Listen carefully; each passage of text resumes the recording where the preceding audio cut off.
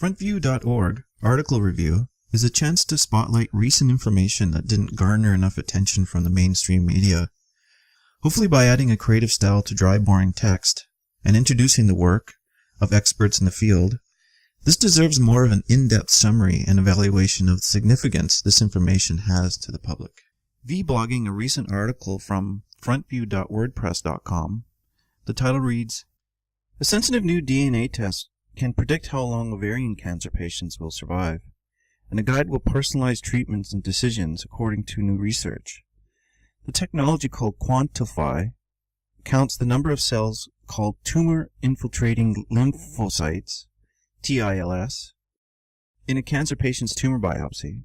Cancer patients with more of these cells in their tumor tend to have better outcomes. Previous studies in ovarian, colorectal, and other cancers have shown.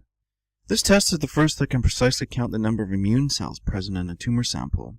Quote, "We are providing a new tool," says Jason H. Bielis, a cancer geneticist at the Fred Hutchinson Cancer Research Center in Seattle, and a lead researcher of the study. Unlike current available tests, which rely on tumor tissues and are subject to interpretation, the new test provides a sensitive numerical readout.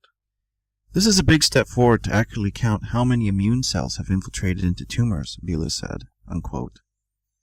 In a proof of concept study, the researchers tested 30 tumors from ovarian cancer patients who had survived between 1 month and 10 years with their cancer. They found the number of immune cells as measured by the test was threefold higher in patients who lived for more than 5 years after their cancer diagnosis, compared with those who lived less than 2 years with ovarian cancer. The test is based on research showing that the strength of a patient's immune response to their cancer, as well as the effectiveness of other response, varies from patient to patient. The immune response results from TIL recognizing the mutated gene on the surface of cancer cells as foreign, zeroing in on these tumor cells and launching an immune reaction to destroy the cancer cells directly. The size of the immune response in a tumor has been known for many years to predict survival, and has recently been shown to determine which patients will respond to immunotherapy, says study researcher Harlan Robbins. The Quantify tests provide a standardized way to count the immune cells in the tumor, using a digital approach. DNA is extracted from a tissue sample, and then the DNA from the TILs is identified and quantified using a technique called digital polymerase chain reaction.